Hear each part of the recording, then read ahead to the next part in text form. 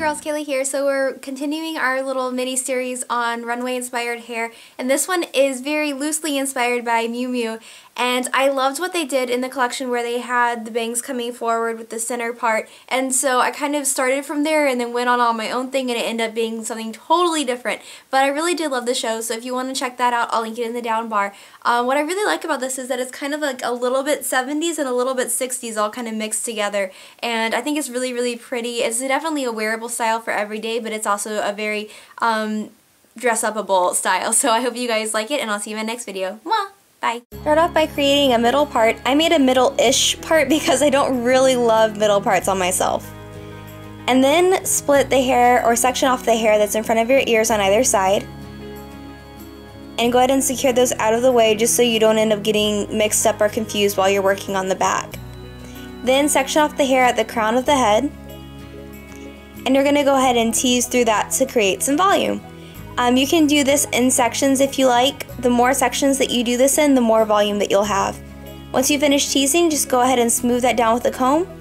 Bring it together and pull it up to create that nice little bump, and crisscross your pins to hold that bump in place. Then go ahead and take one of your front sections and comb it back as you like. In the Miu Miu show, they actually had it swooping really far over into the forehead area, which is something that I kind of initially was trying to go with and then ended up not doing. You can do it more or less depending on what you like, really. But just get into the shape that you like, and then what I did was to pin it halfway. You'll see in just a second I used a little clamp just to hold it there, and that way I knew I would hold the shape that I liked in the front. And then I repeated that on the other side. What I would add to this, if you decide to clamp halfway through like I did, I would also go ahead and pin it into the back at the base of where we had that little poof, because it's going to help this next step to continue to be neater. Mine ended up just a little bit messy because I didn't do that.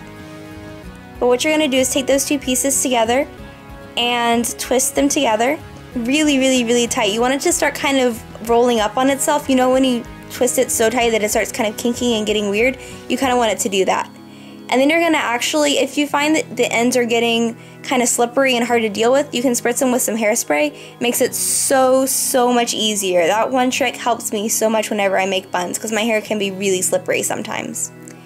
And then you're going to help your hair to kind of wrap back up into a bun.